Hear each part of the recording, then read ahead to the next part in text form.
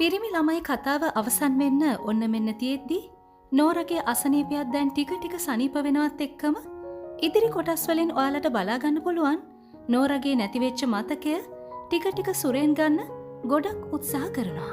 ඒ මතකයේ යලි අවදි වෙන්න ආපහු නෝරා බය වෙන්න පටන් ගන්නවත් එක්කම තමයි කතාවේ රසවත්ම කොටස් පටන් ගන්නෙ.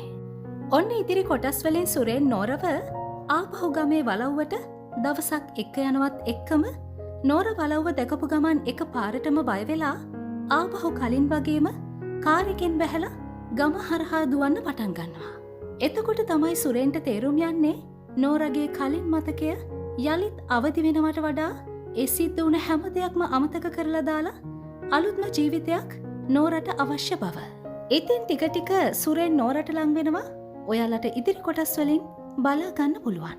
මේ නිසාම නෝරත් එක්ක සුරෙන් වෙනම කුලියකට ගයක් අරගෙන පදිංචියට යන කොටසකුත් කතාව අවසන් වෙනවත් එක්කම ඉදිරියේදී ඔයාලට බලා ගන්න පුළුවන්.